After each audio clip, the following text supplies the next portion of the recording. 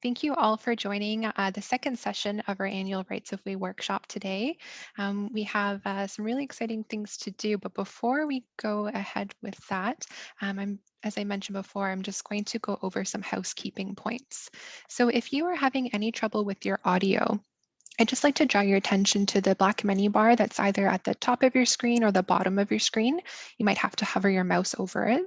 And just check that your audio settings are connected to Zoom and that it's connected to the right device. So if you're using a headset or something like that. If you're still having any technical issues, you can send us a message through the chat function and we'll do our best to get back to you and help you out. And we also have the question and answer function today that will be used to ask questions to our speakers at the end of their presentation. So those questions will come directly to the presenters, or they're also known as panelists on Zoom. And the answers and the questions will be shared with everyone once they are answered. Okay. So today we have a few parts of our session. So we're going to begin with partnership presentation. So like I said, we have a really two exciting guest speakers with us today. They are our partners through our Rights of Way project, and they are from Hydro One and from Lanark County. And after they share presentations a little bit more about their initiatives, we're going to do a partnership panel to ask some questions and get their advice on beginning a restoration initiative.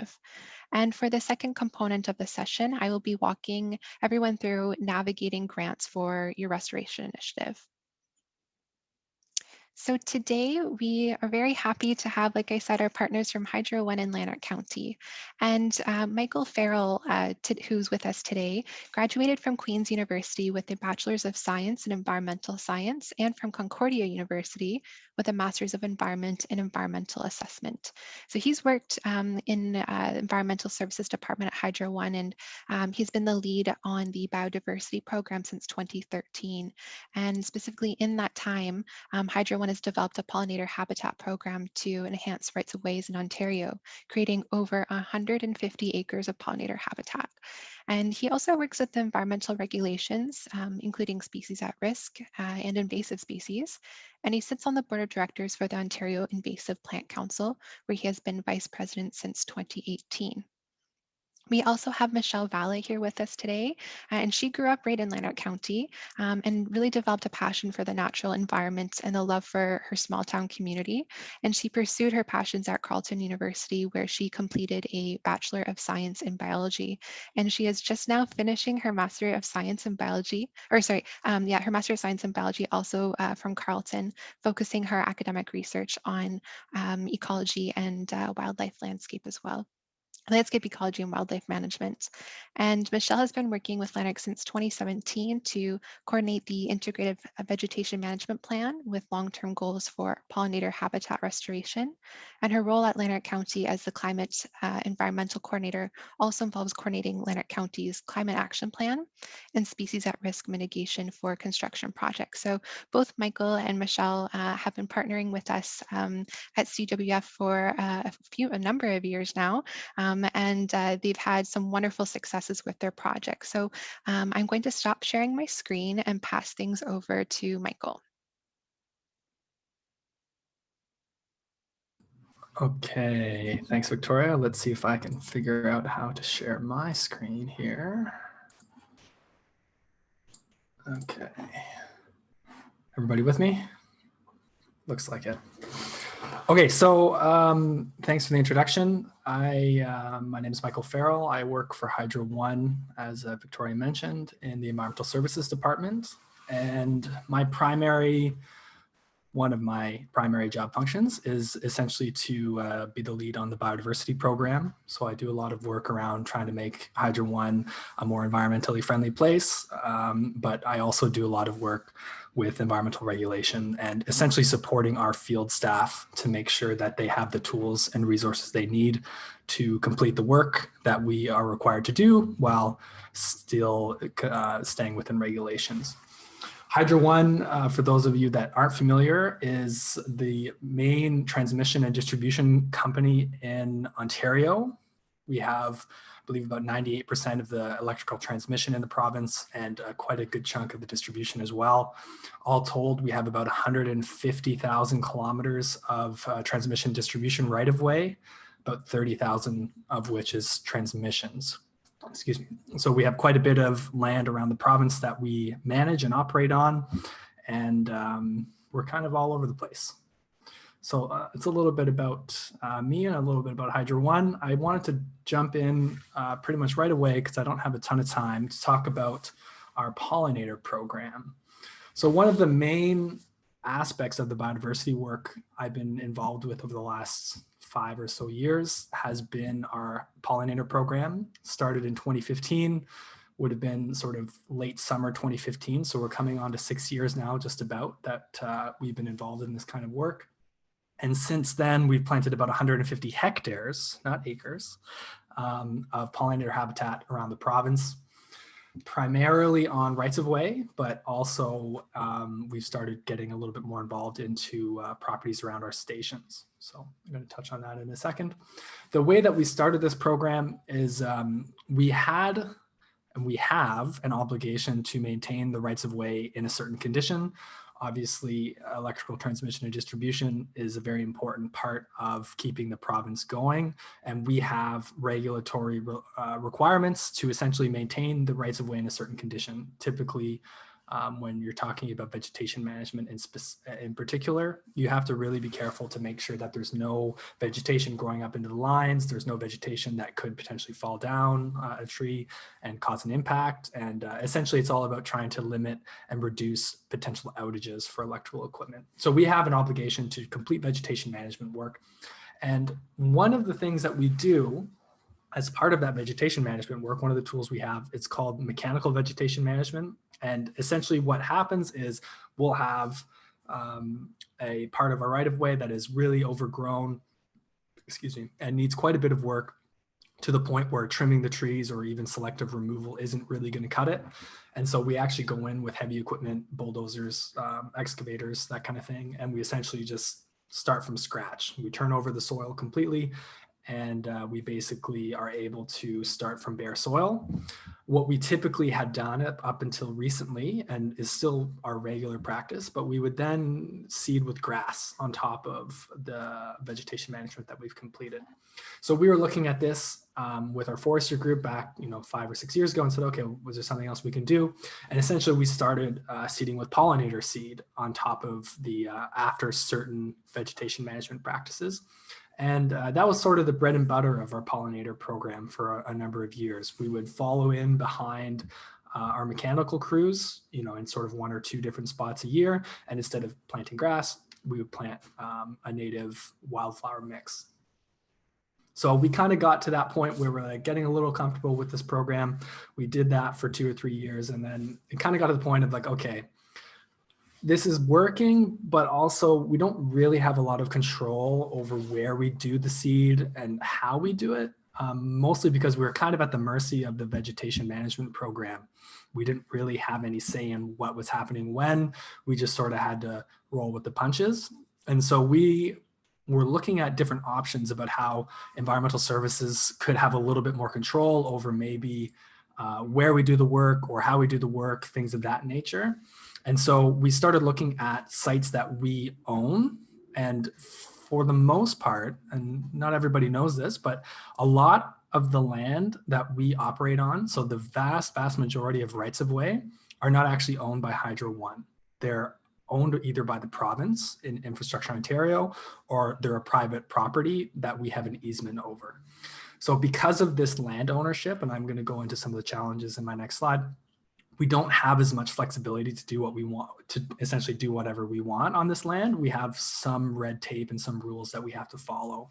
So we were looking for a space that Hydro One owned, that we had a little bit more flexibility. We could kind of do what we wanted. And so we started looking at station properties. We do own the land around a number of our station properties, and often there is a relatively large chunk of property that is not actively being used. Usually it's sort of with an expansion or something like that in mind. We usually buy a little bit more land than we need in any given place, just to give ourselves sort of an option down the line. And so we started actually doing restoration using that technique as well. So we would essentially hire internal contractors through our forestry group or external contractors to help with the maintenance of a site and then actually planting. And so we did our first sort of kick at the can of that at our Clareville TS here in the GTA. I'm based out of Toronto, the sort of Northwest GTA by the airport. And we did a 2-year pilot program at that site in 2018, 2019 and 2020. We finished last year. And then, of course, we also have partnership opportunities where we're able to work with different groups to do some planting as well. In terms of challenges, and again, I'm going to try and go through this relatively quickly. It is a complicated subject, as I've found. It's not as simple as just throwing the seed on the ground and walk away and it'll work out in a year or two. Not quite to be, unfortunately. So when we started this in 2015, we, to be completely frank, didn't really know what we were doing. We just sort of learned as we went. So the technical understanding obviously was an issue up front. And I like to think now that I have half an idea at least of what's going on, but of course I'm learning every day and still certainly wouldn't consider myself to be a bona fide expert by any means. Definitely need to continue to learn on this subject all the time. Another issue we had was seed costs, availability, and equipment. So for anybody who's been working in this space, you'll know that native seed is quite expensive, especially if you want to have a good variety and a good mix. Quite difficult to find at times as well, especially when you're looking at not just a native seed, but also a local variety.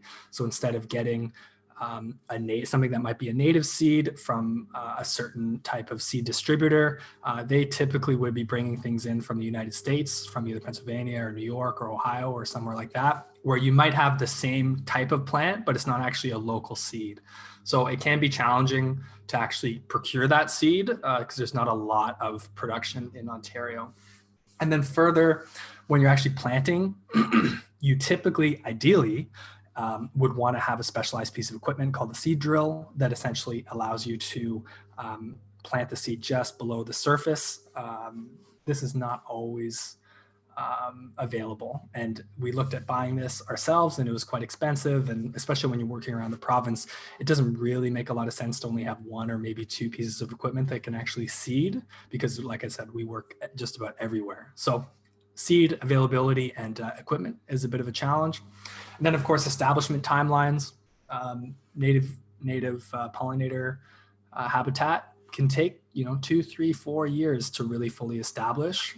You're looking at planting things in the spring or the fall, and you're really it's gonna be at least a full growing season before you get anything that looks half decent. So especially when you're dealing with vegetation management, and in the case of Hydro One, dealing with sometimes difficult customers, people really want to see that green up really quickly, and they don't like seeing the area just kind of bare with soil. So to combat that, we have a little bit of an education component to our work, but we also have a grass mix that comes up relatively quickly, helps with establishment, keeps the soil in place, and it looks a little bit better than it would with just bare soil. And then the last 3 points here are all kind of related. Land ownership, I touched on this already. Right-of-way primacy of use. Hydro One is always going to be a transmission and distribution company. We are not an ecological restoration company. We do a little bit of that kind of work, but at its core business, Hydro One is about the safe, cost-effective transmission and distribution of electricity in the province. So that really has to be our focus. If we can add value to the rights of way, that's great, but it's never going to be the main focus of our company. And then we also have issues around species at risk. The concern from the landowner being that if you do create pollinator habitat, God forbid something actually finds it useful, and maybe you have a species at risk potentially move in and use that habitat on the property, that could potentially restrict your future use of that property. And so the landowner in the province is a little bit sensitive to that topic, and it's something that we have to manage. Fun fact, I learned I was in the template of this presentation as I was making it. This is not a photo I put in. This is a template I grabbed off of our corporate website, and that's me. So that was kind of funny. I repurposed this presentation from a a workshop last year as well. So you may have seen parts of this if you've heard me speak in the past. To that point, we haven't been able to do this alone. At the end of the day, we're only as good as our collaborators, in my opinion, and our partners. We had a lot of difficulty at first getting even people internally on board with this project and this program. It took quite a bit of work to even get to the point where we are now, dealing with Infrastructure Ontario, but also my own internal Hydro One colleagues. So we worked a lot, but now they've really proven to be in the game and are contributing quite regularly, especially our staff on the forestry side. And then we also deal with a lot of different planting partners, conservation authorities, Canadian Wildlife Federation, who is one of our biggest partners lately, and as well as municipalities. Excuse me. We've worked with a whole bunch of different groups, whether it's just a technical sort of like information sharing type aspect, we're providing seed for somebody else to seed, or we're actually collaborating together to do a project, which I'm going to show an example of just a bit later. And then we also, of course, like I said, when we started this, we didn't know what the heck we were doing.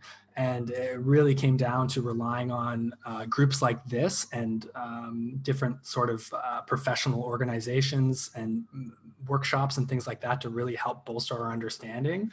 So we worked with different groups, Pollinator Partnership, native seed producers in Ontario, different ecological restoration groups, other utility organizations, especially in the United States. There's a really strong network about right-of-way as habitat. So there's a lot of utilities that manage rights-of-way for habitat, certainly much more so than in Canada. And I believe this is sort of what we're trying to actually do with meetings like this. But there's a lot of utility associations, certainly in the United States, on this topic that I've been able to tap into, which has been helpful. And then, of course, forums, workshops, and conferences, pretty much just like this one here today. So that's a very quick overview of Hydro One Pollinator Program.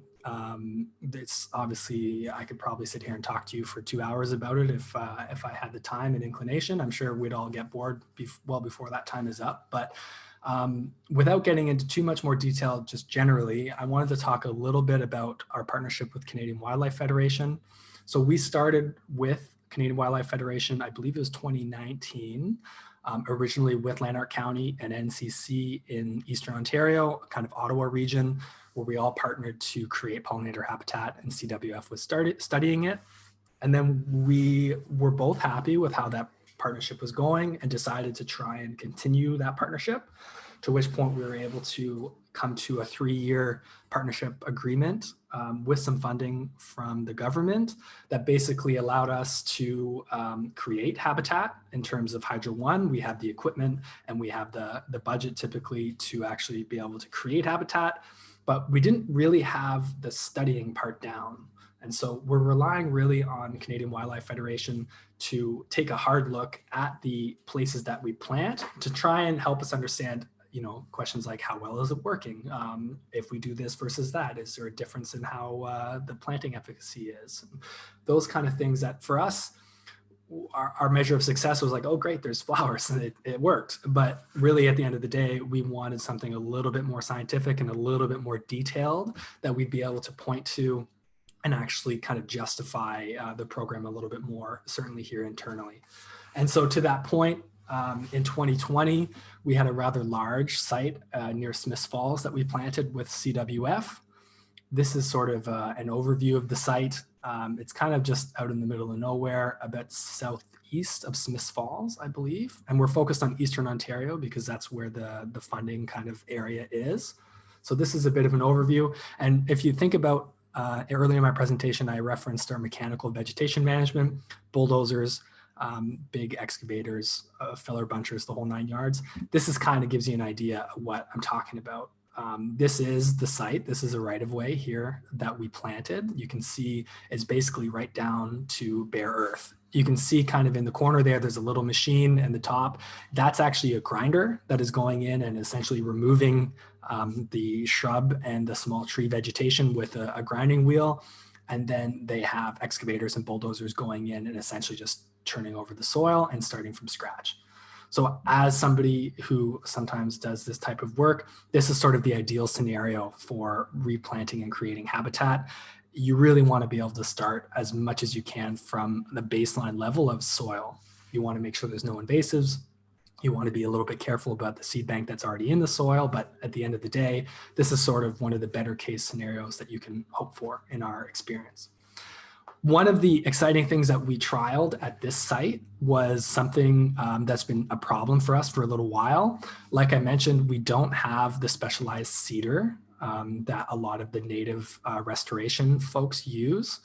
And that was a problem for us because we would get this seed and I would spend quite a bit of money getting pollinator seed for our forestry staff to plant. And then it wouldn't really work with the equipment that we had.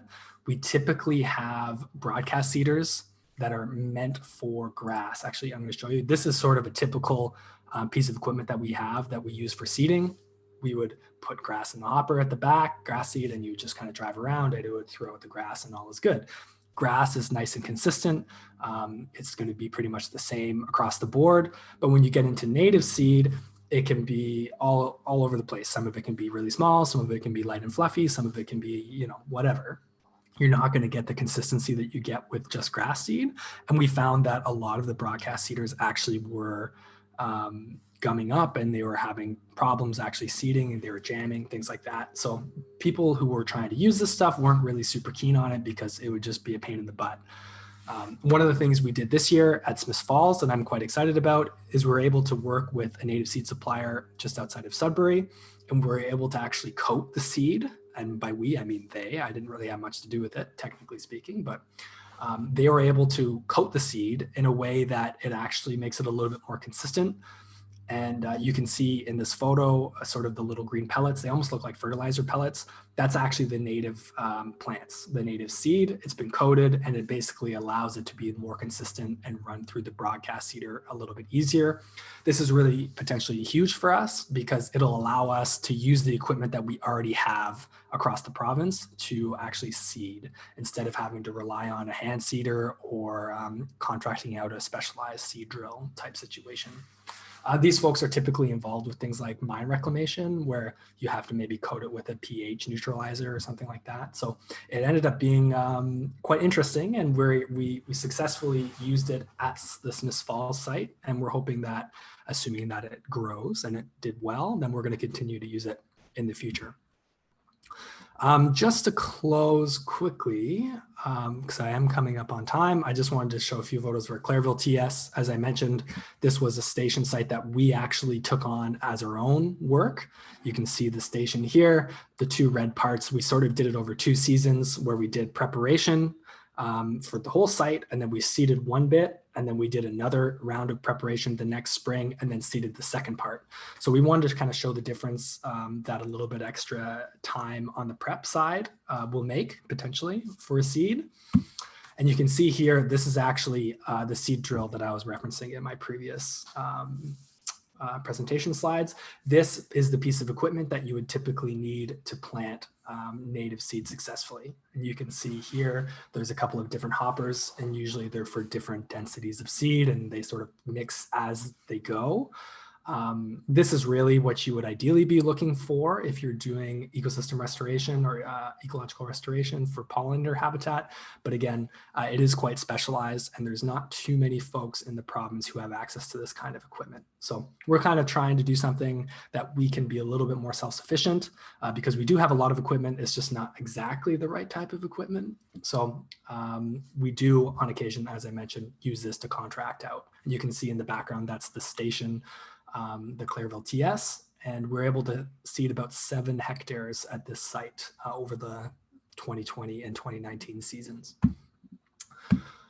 So I have some other slides, but you know what? I think we're just about on time, so I'm going to leave it there. And I think there is some questions available in the Q&A section, and then also for those with a quick hand, that is my contact information in the bottom corner there. Feel free to send me an email or give me a call if you want to chat. Thank you so much, Michael. Those pictures really help depict exactly what you're doing. Really fantastic. And we do have a few questions in the Q&A that I'm hoping you can address. So one of the questions is, what was the mechanical crew doing to create bare soil for seed mix?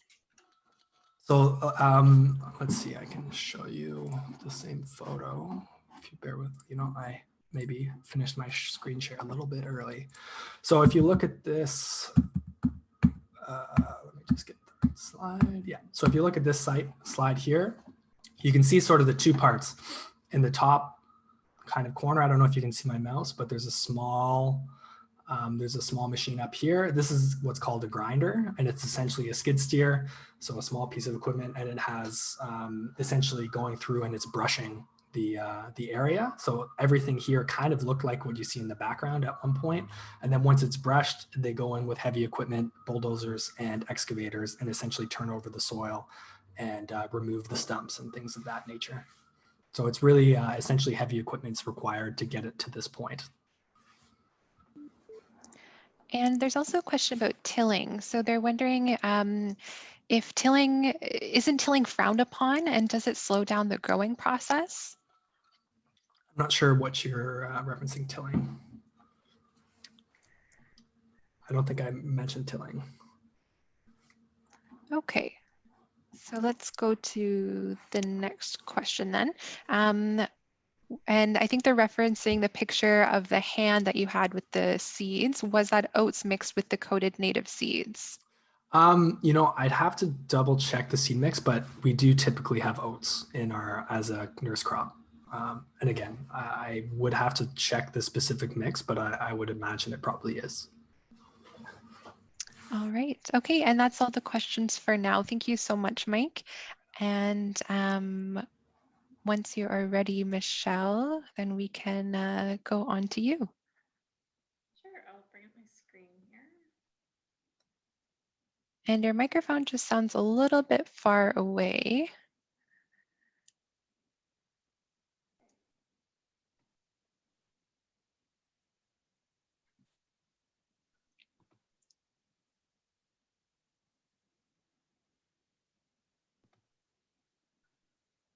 Okay, can you see that all right?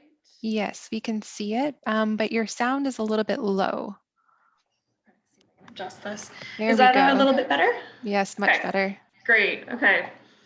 All right. Well, I guess I'll get going. My name is Michelle Valla, and I'm the Climate Environmental Coordinator for Lanark County, which is a municipality outside of Ottawa.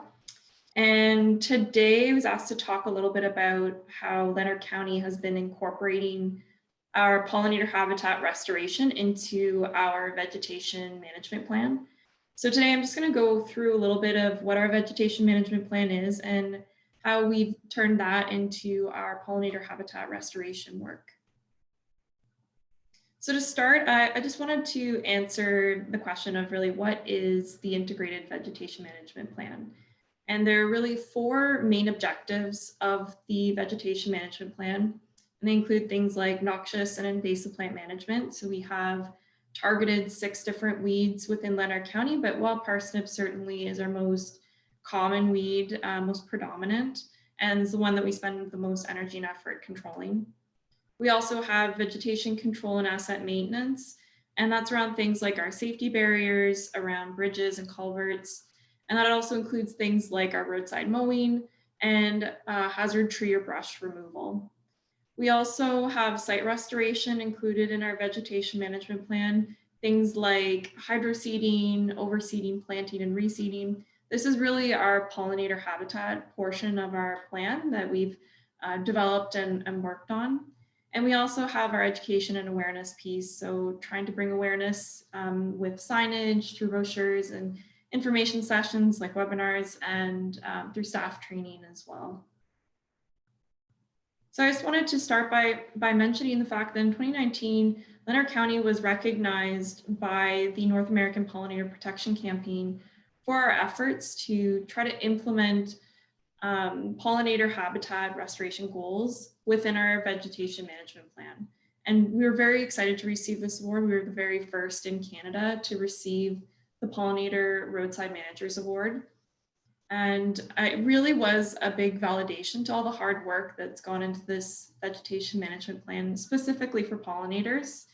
And it's really about a lesson in how to turn an invasive plant problem into a positive for pollinators. So this is sort of a roadmap to pollinator habitat restoration for us. It really began with adopting an integrated vegetation management plan to control an invasive plant, which is wild parsnip.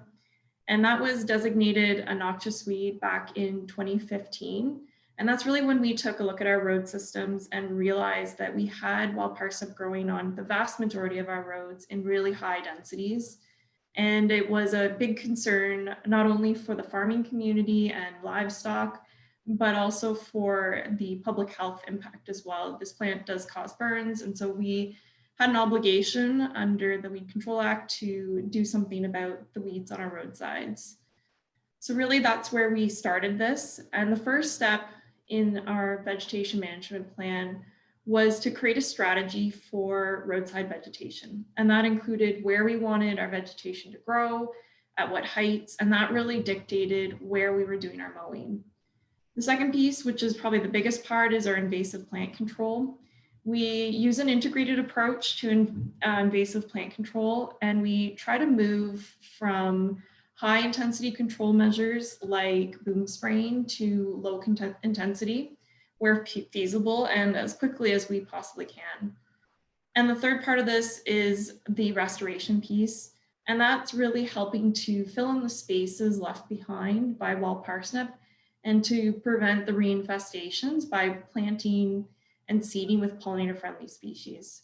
So from that point, we started to branch off into other pollinator projects, and that's included our work with CWF, and we've been working with CWF since I think somewhere around 2018 on monarch habitat restoration work, and that's developed into this partnership with CWF. So starting with our roadside vegetation, this was really the first step for us in designating where vegetation was acceptable and at what heights. So this is a figure from our vegetation management plan. And really what I want to point out is that the turf and the clear zones on our roadside have the most restrictive height requirements. And whereas the wildlife in the areas beyond that ditch line, we had less restrictive height limits. And this really dictated our mowing practices and the location of our restoration projects. So one of the things that we made changes to was our mowing practices, and it was probably the easiest and the biggest change that we made to reduce the amount of mowing and really evaluate how we were doing our mowing. And so some of the things that we really thought about were things like our timing of mowing. We wanted to make sure we were avoiding seeding periods of invasive plants like wild parsnip, but we were also thinking about pollinator habitat and avoiding the mowing during peak bloom times as well.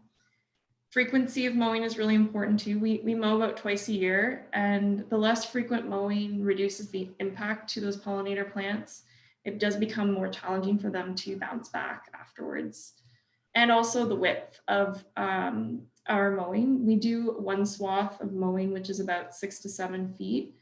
And mowing less area really does leave more natural pollinator habitat. It's space that's been undisturbed and has an opportunity to naturalize. And through this process, we've reduced mowing by an estimated 37%, and we've saved over $11,000 through this process. So one of the really key parts about our plan was we decided to take an integrated approach to manage wild parsnip. So really in the beginning, we did have a really big problem with the amount of wild parsnip on our roadsides. So we started out with the highest intensity control practices in 2016, and that included boom spraying with a selective herbicide. And boom spraying is a broadcast spray, and it's applied to the entire ditch. So where possible, we really wanted to move towards a more targeted approach. So after the first year of boom spraying, we really implemented our spot spraying afterwards. And that is much more targeted. It involves our contractors going out and using a handheld gun and reel from a truck. So it is intentionally spraying just the invasives and leaving the rest of the vegetation to still do its thing and trying to control the invasives around it instead. So once the parsnip levels were low enough, we were able to try to implement some of our lowest intensity control, which is hand removal.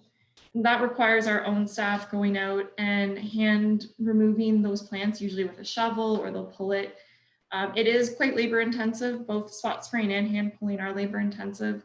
So it is really dependent on our infestation levels. And so we have to keep monitoring those and trying to find the best strategies for the level of infestation that we have. And from this integrated approach, one of the benefits is that we've really seen a reduction in the amount of herbicide that we've been using. And so since 2016, we've seen an 87% reduction in herbicide. A lot of that because we've moved away from the boom spraying, which requires a lot more product, to spot spraying, which is much more targeted. It's more effective for us and it uses far less herbicide.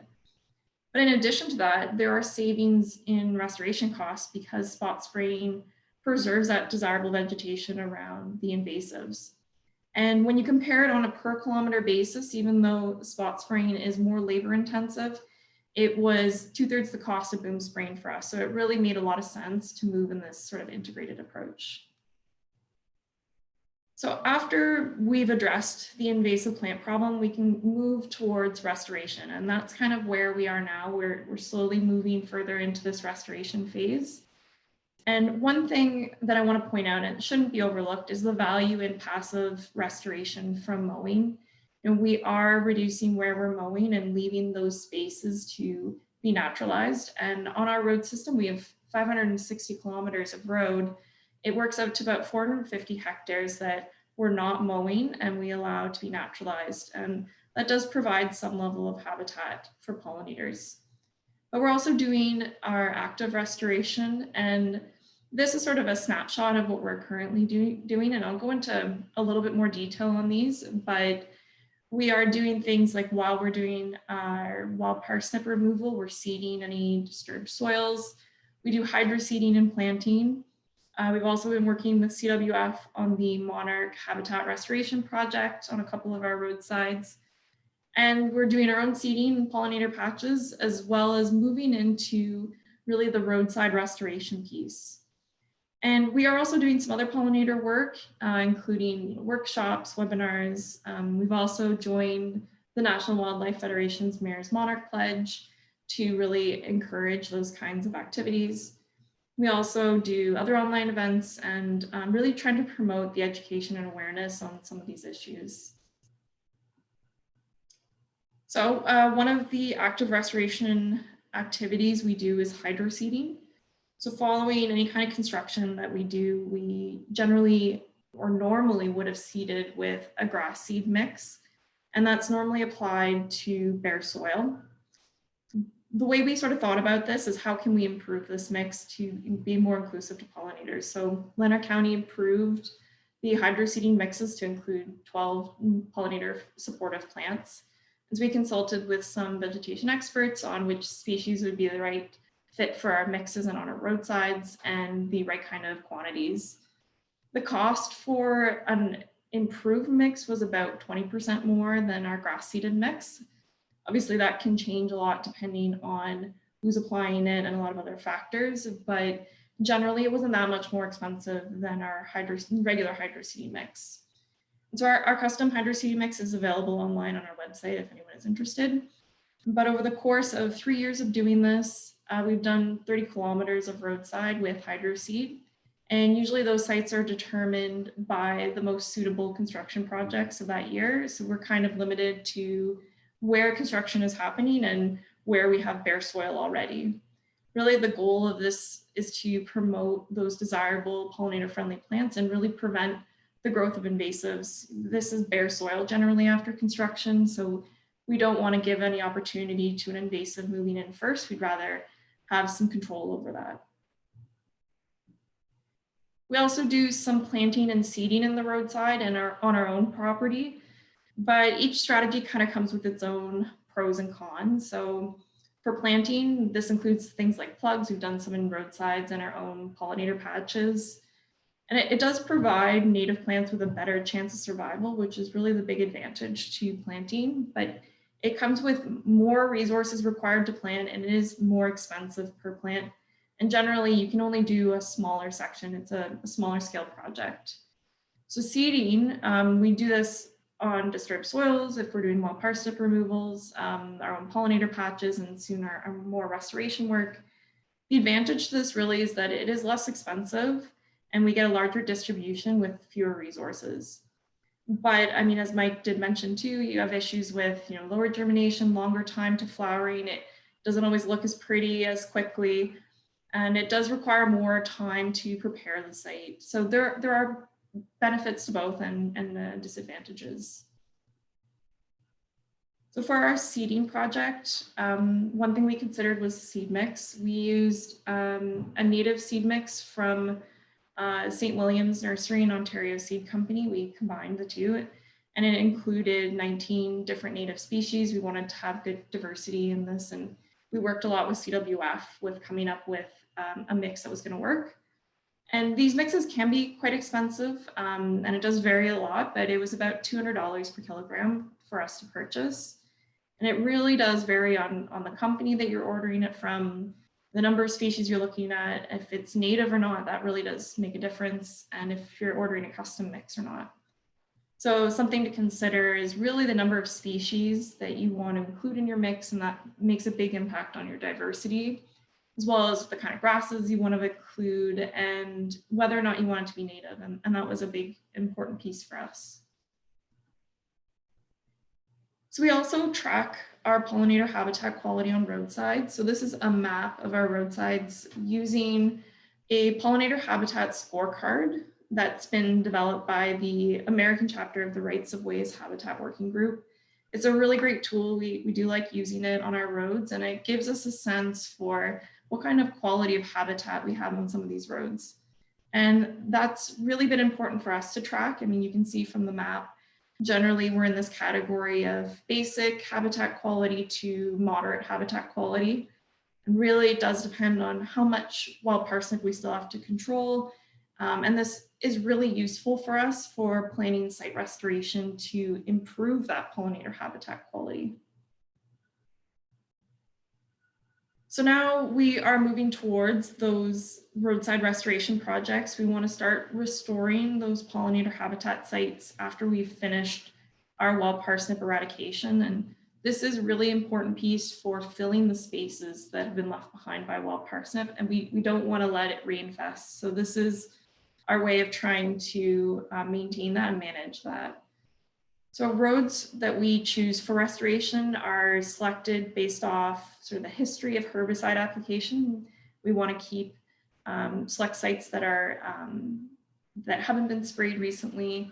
We also really need to know the amount of wild parsnip in the region, because wild parsnip can really take over fast, especially around bare soil. And also the pollinator habitat scores. We want to make sure that we're improving habitat.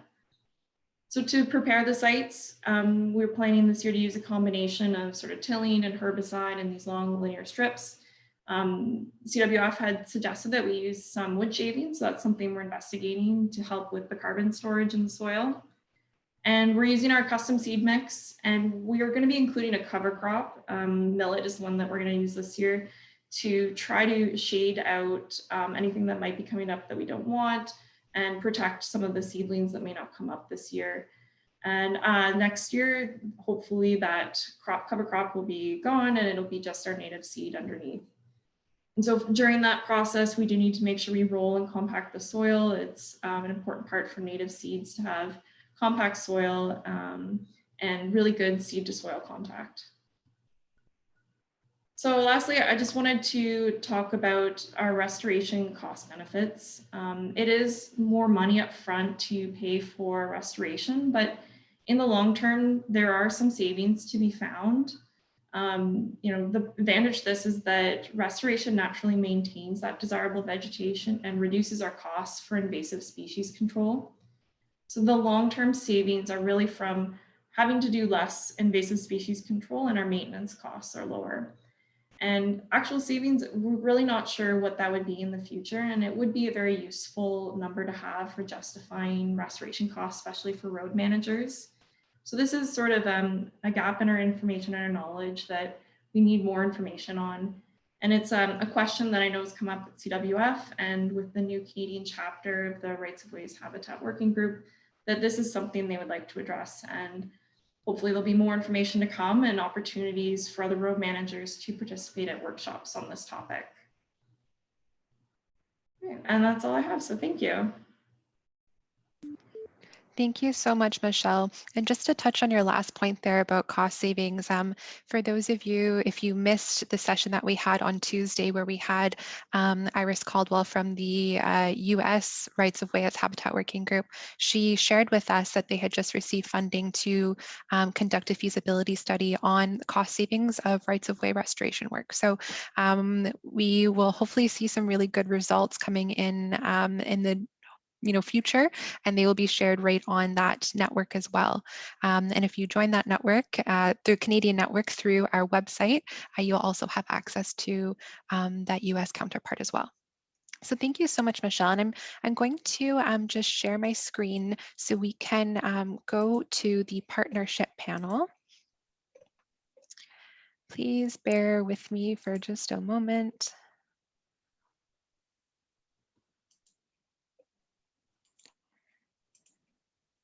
Okay, there we go.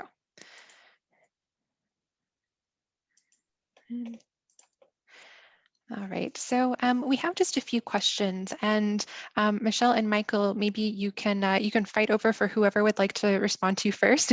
Maybe if either of you have an idea first, and you can go, and then we'll just go back and forth. But the first question is, what did you wish you knew when you first began your restoration initiatives? You want to go first, Michelle, or do you want me to? Go ahead, Mike. You can start. Okay. I think the biggest thing that I would have liked to have known is that it's a lot more complicated than I thought it was going to be. Like way, way more complicated than I thought of, especially when you really get into the weeds of if you're trying to do it, don't let good be the, or perfect be the enemy of good. The good, I think, is a good phrase in this respect, because if you're really trying to do it exactly the best possible way, then there's about a million different things that you need to consider, and a whole bunch of different factors that I still can't quite get straight in my head.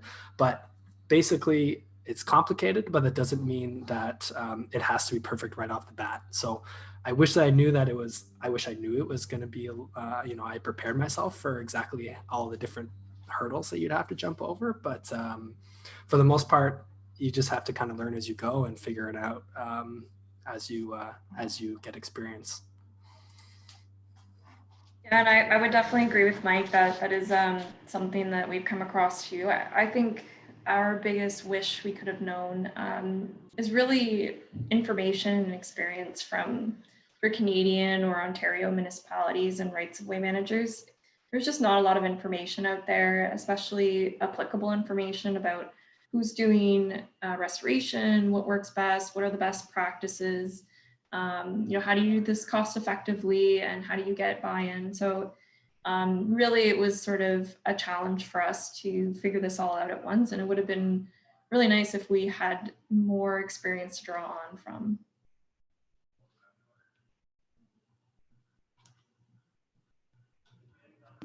Sorry, I was having a hard time unmuting myself. Thank you so much for your responses. Okay, so our next question, I think there's a bit of a delay. There we go. What advice would you give a rights of way manager who is interested in conducting a restoration initiative, but doesn't know where to start? So just building on, I think, from your last question. So if you're at this workshop, I think you're already kind of doing the right thing, in my opinion. Certainly drawing on experience from other people who have had the chance to actually give it a go. That's really been the thing that, at least for me, has been the most helpful. When we were first starting out, really we're trying to connect with people like Pollinator Partnership, and luckily we've been able to work with CWF recently and WWF Canada, and native seed producers and installers. These are the people who have like the real world experience with this stuff, and that's the best way to do it, at least at the beginning. And then the second best way to do it is just try it out and see how it goes, because you're going to try something and say, okay, that maybe didn't work as well as we would have wanted to, let's go this route going forward. But in terms of actually trying to like get it right off the bat, really try and latch on to somebody who knows what they're doing. So if anybody is looking for a new friend, I'm accepting applications. But that's really the best thing, is try and rely on other folks who have that experience and other networks, and try and build on what they've already learned, is my advice. Yeah, I'd say for Lanark County, it's really about finding little ways to do more for pollinators. For us, I mean, it was really reducing mowing was really important off the start, and I would recommend for any road managers interested in this work to consider how much mowing they're doing, if they could do less, and where they can allow that sort of passive restoration. And I mean, in the long run, you save money when you start reducing your mowing, and that savings can be applied elsewhere. And I'd recommend using an integrated approach to vegetation management. Really try to avoid boom spraying. I know some places they do a lot more boom spraying, more common. It's generally unselective, and we only use it as a last ditch resource, and it shouldn't be sort of just a use all the time. So using an integrated approach to find the right fit really is good for pollinators too. You're not taking everything out of the roadsides. And the last thing I'd suggest is to include pollinator friendly plants in hydro seeding mix. It does cost a little bit more, and it might take some effort to figure out what kind of mix is going to work for you, but it could be justifiable just with the savings from reducing your mowing. And that's an easy way to introduce some native or pollinator friendly species into the roadsides. Some really helpful tips there from both of you. Thank you. And how do you gain support to make traction in your work, maybe from colleagues or your peers, but also the public as well? For me, the biggest thing is persistence. So I felt like I had the same conversation with the same people over and over and over and over until they finally agreed with me. But it's the kind of thing that, especially when you're starting from a place where you don't necessarily have that corporate, at least internally, you don't have that buy-in necessarily. You really have to just keep coming back. You want to really kind of try and make the arguments in the same kind of language that the people you're talking to speak. So if you're speaking to somebody in asset management or somebody who holds onto the budget, we want to talk in dollars and cents. We can make sort of the maintenance costs go down by creating pollinator habitat. If you're talking to somebody who's more talking about the ecological value of the right of way, then you can talk in that the added value you can provide. So I think it's really about persistence for me, certainly at least internally. There's a lot of buy-in externally, which was also helpful. I found that some external sort of validation from groups like CWF or WWF Canada or whoever really also helps to sell that argument internally. So I can say, okay, look, the government is saying that we should be doing this. I have something that I can point to justify, this idea that I'm trying to push to spend thousands of dollars to create pollinator habitat and maybe restrict our future use on the right of way. Some people think it's a little crazy, but you really have to sort of try and show them the value and speak the language that they're kind of thinking in at the same time. Certainly with members of the public, a lot of people are already on board, but you do also have issues with some people who don't like the pollinator seed. They don't like how it looks. They don't, it gives their dog allergies, that kind of thing. So certainly when you get into those situations with members of the public, again, that external validation with somebody like CWF or, whoever, Conservation Authority really does, I think, go a long way and sort of help justify our position. It's not just Hydro One, it's Hydro One in partnership with the local conservation authority or whatever. So I think that's sort of my 2 cents on that. Yeah, I'd say for Lanark County, our buy-in wasn't necessarily from colleagues, but from council. That was a really big piece. And I know for a lot of other rights of way managers, getting buy-in from council is a big piece of that. And really for us, it was about making pollinator habitat restoration fit within their mandate in some way. So for our case, we had a need to control the invasives, and this was kind of an opportunity to do restoration. So we tried to spin it in that sort of context, but still keeping it sort of still within the mandate. And the way we sort of approached that was providing that expert information and that knowledge. And we even had some of those experts come to council and come talk to them about how this could work and why it's important, and sort of focusing on the long-term goals of this. And even though we're tackling an invasive, this is the long-term goals of the program. And that's really how we adopted this program, was thinking with pollinators in mind. As for the public, for us, it was a little different. I mean, the initial public engagement with our program was largely negative. We were using roadside spraying, so we generally had a lot of negative comments from the public. But we did what we could to try to shift the focus from that problem that we had, which is invasives, and doing our best to shift it as quickly and as efficiently as we could to how do we do pollinator habitat restoration, and really trying to demonstrate that we do have a robust integrated vegetation management plan, and getting that public perception and buy-in about what we were doing, and that confidence in the program that we had started and where it was going. Yeah, I think that these are probably challenges that a lot of other rights of way managers on this call might be experiencing right now or might perceive experiencing as well. So I'm sure that's very helpful advice. And last but certainly not least, is it going over? There we go. Okay. What has been the value of partnership in your restoration work? For me, partnership has really been about filling in the gaps. So we have the equipment, we can do all this great stuff, but we don't necessarily have any scientific background or time or staff to go out and actually do a proper study. So really it's been about filling in gaps, both technically, certainly at the beginning, and still every day, learning from people who know a heck of a lot more about this than I do, getting that sort of technical expertise, but also helping to fill sort of any gaps around understanding and research and sort of efficacy. I think that's really been the big thing, is we can't do it ourselves, and especially since this is not our primary core business. We're an electrical transmission distribution company. We're not really in the game of ecosystem restoration necessarily, and we really relied on partners to help fill some of those holes. Yeah, for us, partnership was very important. It was bringing that expertise for us and that confidence that we could do these restoration projects.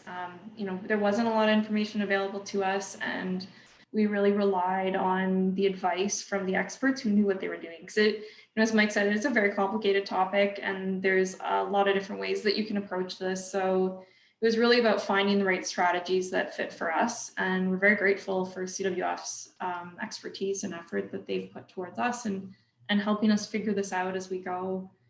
And also making sure that these projects were cost effective as well and successful in the long run. And that's really the big part.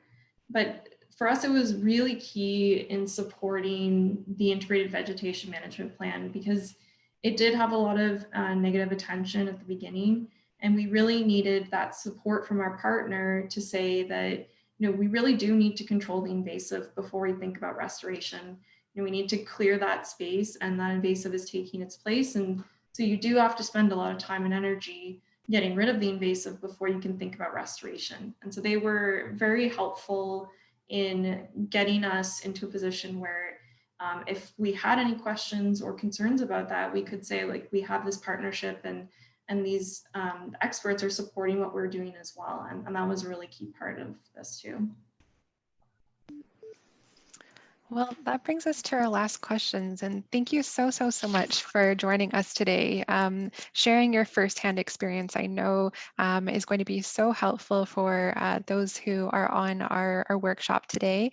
And I'm sure that you'd be open if anyone did want to become your friend, in Michael's words, in the future to learn a little bit more. So thank you for joining us. Yeah, thanks for having us.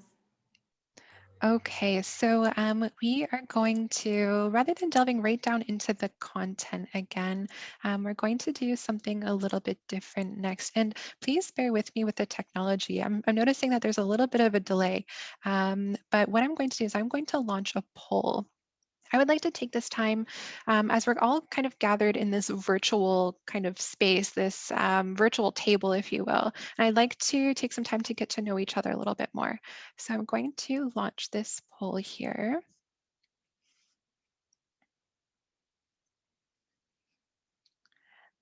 And hopefully you can all see this.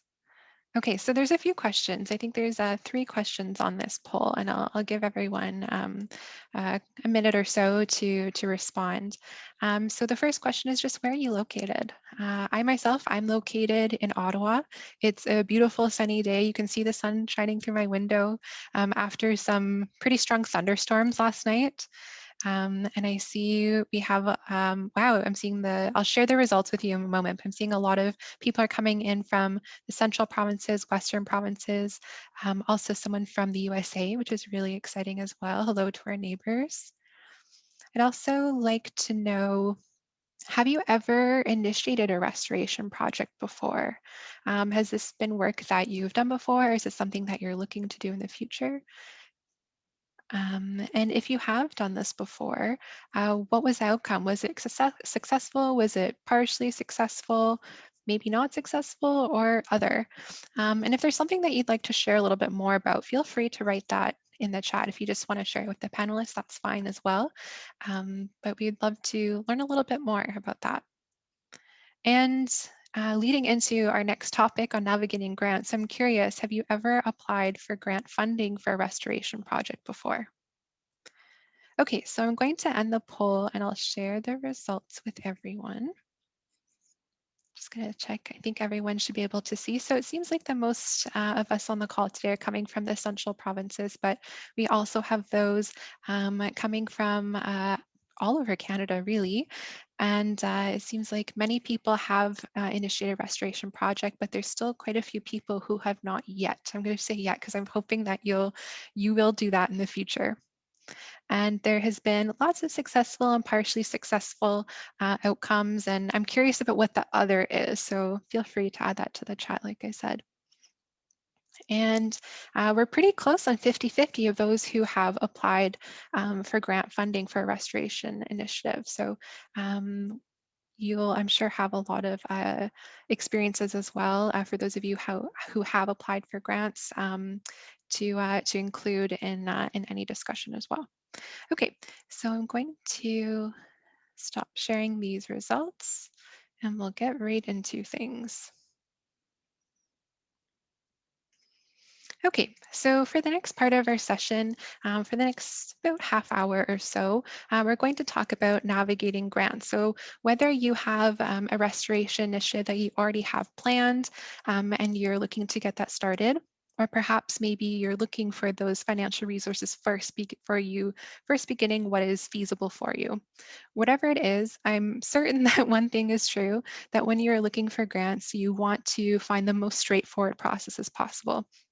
So today, I'm hoping to give you and share some knowledge on some points of consideration when you first begin that process of looking for a grant. And then I'm going to share some available grants that are compatible with restoration work. And then we're going to look at an example together. So first of all, and it might seem obvious, but the first thing to look at really is eligibility. So there are many different types of grants available, and they are all going to have different eligibility requirements. Oftentimes, eligibility for an organization is focused on an organization and not an individual.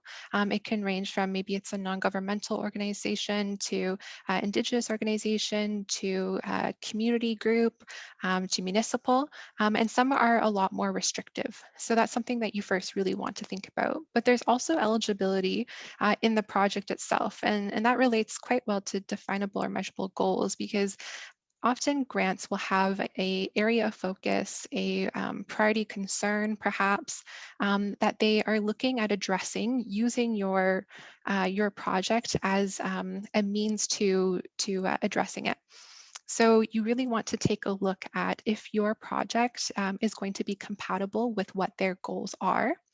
And many require measurable goals to determine as you go along and progress through your project if it's going to meet that area of concern or that priority focus. So those are things that you really want to take into consideration. The next is evaluation and reporting. So if you have a measurable goal, how do you actually go about measuring its progress? Sometimes it can be done through surveys. Other times it might mean a more complex or in-depth focus, you might need to bring other resources in for specific techniques and tools or instruments for reporting. And you need to think about what kind of resources, such as time or such as staffing that have the knowledge to do that, to determine if that's in your realm of possibilities that you can do with your project. The next is coverage of costs. So some grants offer coverage of costs from point A of your project all the way to Z. And others focus on, smaller things, or sorry, not smaller, but less coverage. So for example, you might have one grant that offers everything from covering the cost of your staff and marketing to equipment and tools. And you might have another grant that is more focusing on perhaps more the physical components, such as seeds, the procurement of seeds or tools for your actual restoration work. So you need to begin thinking about, what do you already have in your tool belts? That maybe you already have some restoration operations underway. Maybe you already do mowing, and you just need some things to top up what you're currently doing. Or maybe this is like straight from bare ground, you're building something up brand new, and you need a grant that's going to cover everything for you. It's important to consider, because generally the more that is encompassed within that grant, the more time and the more hands-on work you'll need in that whole project process. And you want to consider how much time you have to be able to commit to that. Next is project duration. So when you're thinking about restoration work, especially just in its nature of it, that it might take a few years for it to establish, you want to think about how long the grant actually offers funding for. So if you are expecting your project is going to be 2 or 3 years, maybe you want to consider looking for a grant that is going to also cover that length, or if not, put in a plan that will help you still cover those costs that will be in those later years for when that grant, perhaps maybe it's only a year, will end. Next is stakeholders and partners, and I feel like that's been a really key point of our session today, with Michelle and both Michael talking a lot about partnership. So when you first are beginning the planning of your project and looking for grants, begin asking yourself the question, who has interest in and who has influence on your project? So I like actually creating a stakeholder matrix, and I actually put in all of those who have interest in and influence on my project. And those who are high on both, you really want to think of them as conduits of perceived success. So many grants, they look for those who have a lot of support in their community for conducting their project. And they might even ask for a letter of support. And you want to make sure that you have those things prepared in advance for when you do apply. So that's something to keep in mind as well. So next, type of grants. I want to first say that this is not by all means an exhaustive list of grants. There are so many grants out there and so many types, but what I've done is I've pulled out a few that I think are compatible with pollinator restoration work for rights of ways, and to begin helping you think about where you can go to look for this type of funding. Now, I have separated the types into two very simplified categories, just to be as straightforward as possible. And I've also focused these on a Canadian context, but if you are located outside of Canada, I know we have someone who's here from the US, then just consider what these institutions might be in your region. So we're first going to focus on governmental grants, and next, non-governmental grants. So I first want to say you do not have to read all that little tiny reading on the page. It's just a screenshot from an actual grant. And I'll explain a little bit more about that in a moment. But the first is the Species at Risk Stewardship Program. And maybe you've heard of this one before. The acronym is SARP. And this is a federal grant. The deadline has passed for this one, but I wanted to mention it because it's a really great example of one where you really have to spend time focusing on their priority focus. So specifically for the Species at Risk Stewardship Program, as you can imagine, it's focused on species at risk. And every year when they do release this grant funding, they do have a list of around 10 or so species at risk that must be the focus of your project. So you have to begin thinking about your project in broader terms. So what is the impact of my project overall? Does it impact a species at risk? Can this be compatible? What's really great about the one that has just passed, without even just looking at the species of risk, we can see that some of the eligible activities could be really compatible with rights-of-way restoration work. So, for example, the implementation of prescribed burns, removal and or control of invasive species, as well as monitoring the effectiveness of best management practices. And so again, this one comes up annually, so something to think about and keep your eyes open for. The next is the Habitat Stewardship Program for Species at Risk. And similarly to the one before, there is that focus on species at risk, but what I really wanted to draw your attention to is the how broad the eligible recipients are. So it really includes a wide grouping of those who can receive this funding, including non-governmental organizations, community groups, Indigenous organizations and communities, also individuals, which in my experience, this is quite a rare opportunity for that. Private corporations and businesses, educational institutions, provincial, territorial, and municipal governments, and even provincial crown corporations. So it really is broad there. And also what's really great is there's a lot of compatible activities that are eligible, including habitat improvement, conservation planning. And it, as I mentioned before, it does have that focus on species at risk. And something that was really interesting about this one that the deadline just passed recently is that one of the species at risk of focus was monarch. And that is a really, really great opportunity to focus your project around for rights of way restoration for pollinators. Another thing that I want to point out for this grant and to think about with other grants is matching funds. So for this grant in particular, matching funds are required at a 1-to-1 ratio. So for every dollar that you request or you receive from this fund, you do have to provide a matching dollar. Next is the Environmental Damages Fund, and this is a really unique funding stream because they actually collect the funds from fines as well as voluntary payments as well as court orders from a specific location.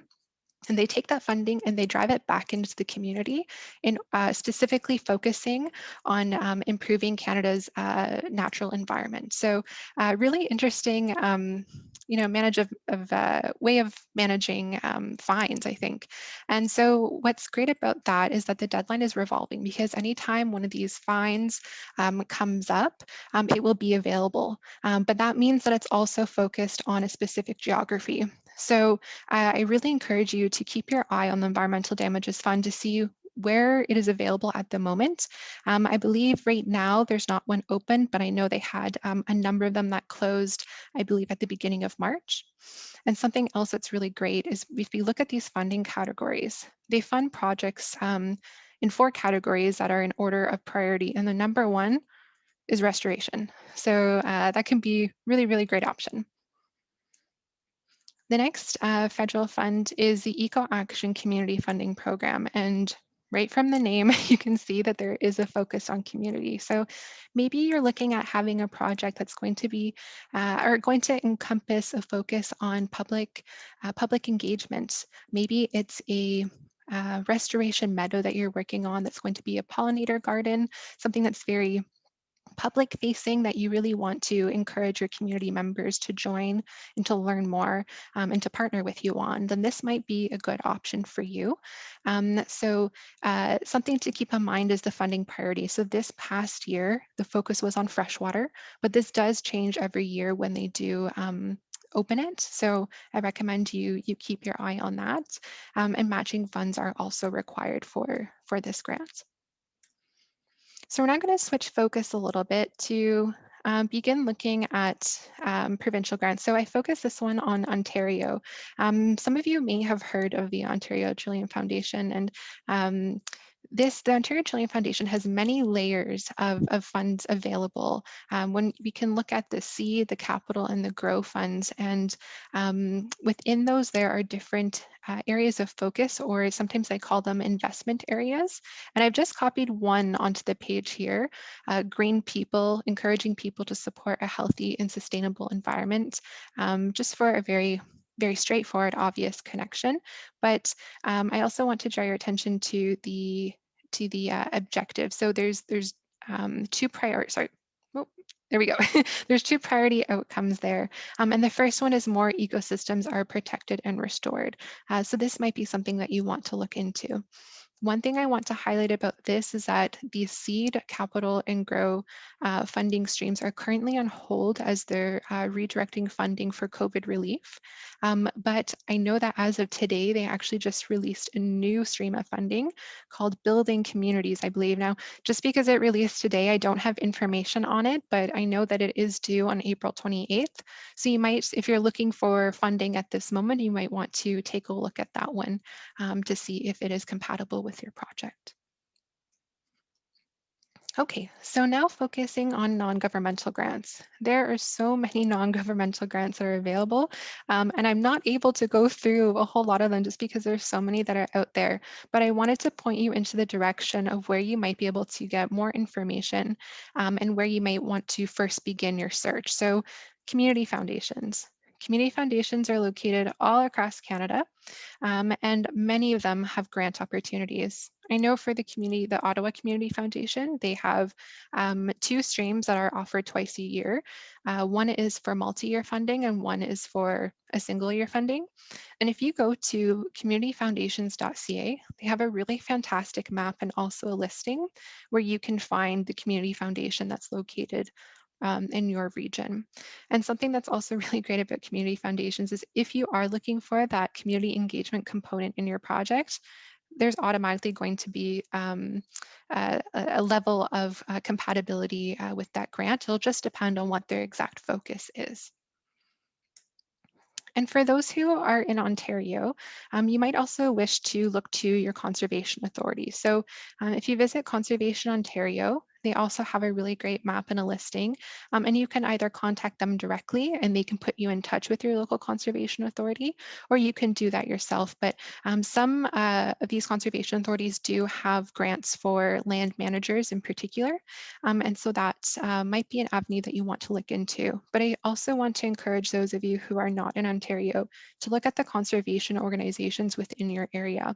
I know, for example, if any of you are located in Alberta, the Alberta Conservation Association also has grants available that would likely also be compatible with rights-of-way restoration work. And then one that I don't want to miss touching on is the Canadian Wildlife Federation. So if you have been to some of our webinars or to our previous workshop session, you will have heard of us speaking about this project. So it's a rights-of-way habitat restoration program. It's a 3-year program, and we are focusing specifically on rights-of-way managers that are located within Eastern Ontario. And that's, if you see this map here, it's the Quinte, Kingston, and Rideau catchment area. And we want to be able to partner with you and provide expert advice on restoration work and also give expert advice on integrated vegetation management. So we have our restoration ecologist here on the call, Tracy, and Tracy is so fantastic, and we would put you in touch with her, and we would also provide you with other resources to develop that management plan and help alongside you develop your restoration work. We would also provide training on integrated vegetation management to your staff or to your contractors, whichever way that your organization conducts your restoration work. And we would also provide scientific monitoring and evaluation, assessing the ecological results of your project too. And finally, we will also cover a portion of the equipment costs. So perhaps it's the procurement of some seeds, some native seeds, maybe it's some of the actual equipment, or if it's necessary for your project, actually some spraying as well. So if you're located in the Eastern Ontario region in this Quinte Kingston Rideau catchment area, and you're interested in learning more about how you can partner with us, please do send myself an email or get in contact with our team. And we would love to set up a time to learn more about what you are looking to do and how we can move forward together. So next, I'd like to take a little bit of time to look at an example together. I'd like to show you an actual grant application. And of course, all grant applications are going to look a little bit different, but a lot of the questions have the same meat. They're all looking for the same information. They just might be asking for it in various ways. I want to share with you the TD Friends of the Environment Foundation grant.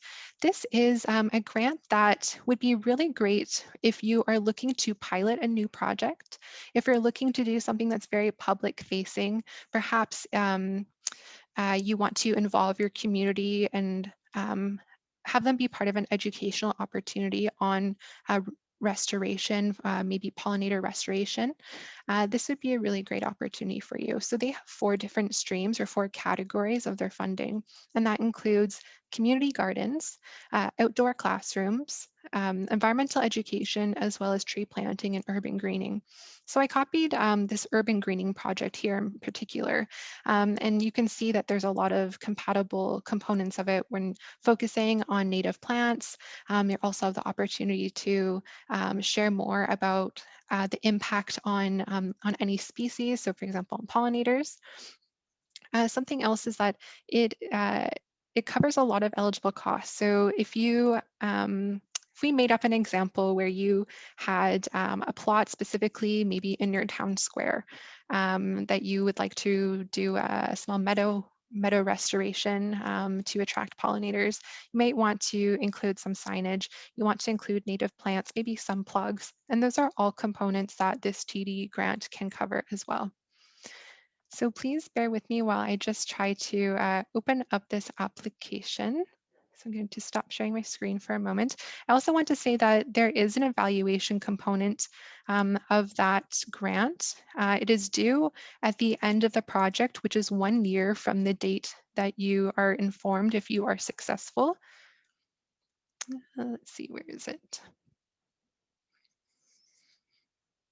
And it's a very high level evaluation form. Oh, no, hold on here.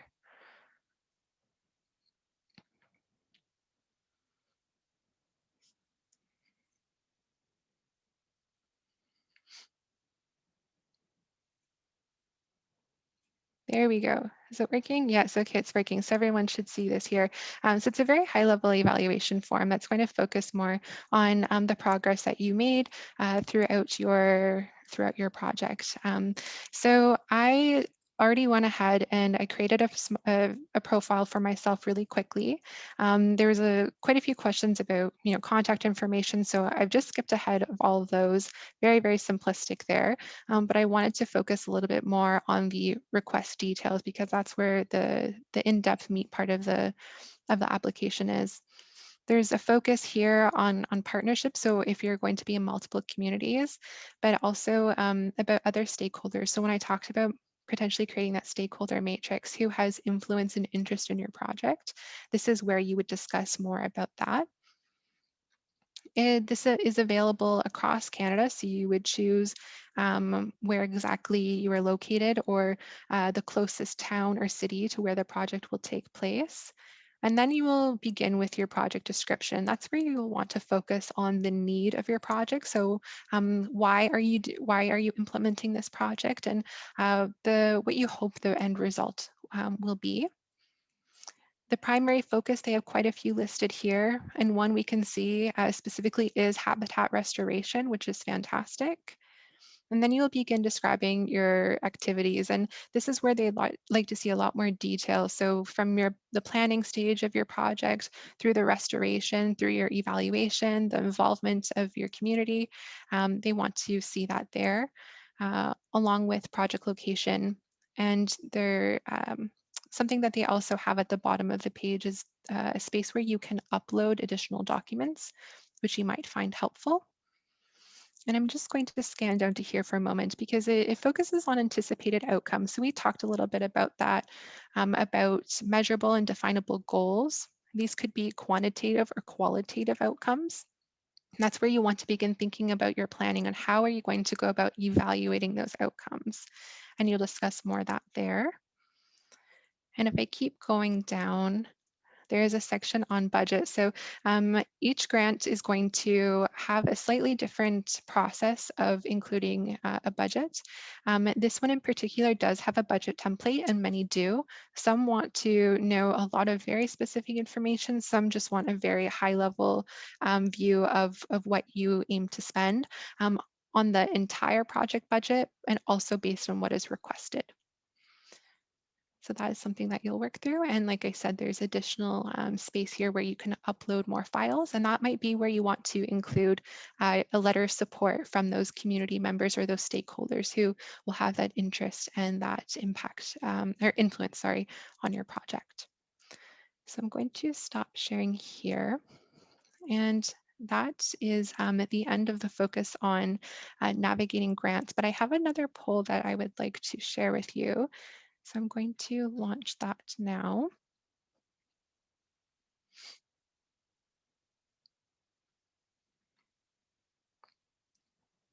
And I have a few questions here. I'd like to know, for those of you who are looking to conduct a restoration project, what costs of restoration are you seeking funding for? So there's a number that are included here. There's a number that are included here, or if you click other, you can share that in the chat as well. I would also like to know what benefits do you expect to see through a restoration initiative? I know Michelle and Michael, they both talked about some of the best benefits that they've realized, but we'd also like to know your opinion of which ones you expect to see, and if there's any others, also share those in the chat. And finally, what barriers, if any, are preventing you from conducting a restoration initiative if you're not currently working on one? So I'll just give a little bit more time to complete that. And while I do that, I'll set up my screen.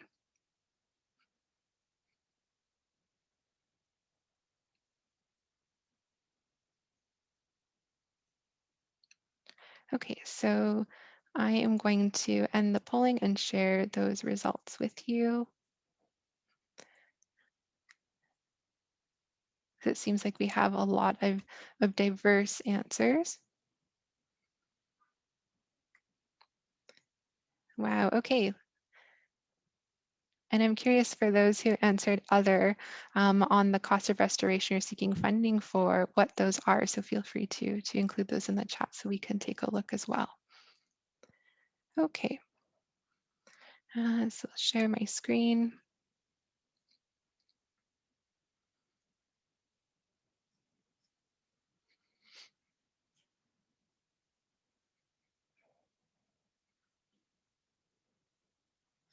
Oh, I just have to go a bit further down.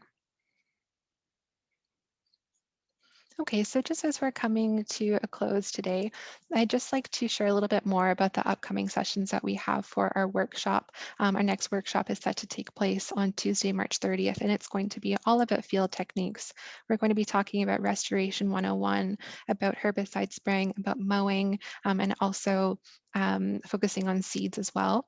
On Thursday, April 6th, we'll be, or sorry, not Thursday, on Tuesday, April 6th, we'll be bringing in a bunch of guest speakers from various Canadian projects across Canada to talk about best practices. These will be lightning talks, so we'll have 5 different groups. We have a group from BC, a group from Calgary, and a number from Ontario as well. And on April 8th, we will be having our Eastern Ontario Network, the first meeting where we're getting together, focusing on communities of practice. And I also would like to highlight that this evening, there will be a webinar by the Canadian Wildlife Federation focusing on invasive plant management. And I know that they're going to be focusing on dog strangling vine as well as buckthorn. So if that is of interest to you, you can either take a screenshot of this screen or you can connect with me, send me an email, and I can connect you with that registration link. I'd be happy to. And so that brings us to the end of our workshop today. Thank you so much for joining us for this second session. We are really looking forward to having you with us again next week. And I also just want to acknowledge the Ontario Trillium Foundation for supporting us and making this workshop possible today. All right, so have a wonderful weekend, everyone.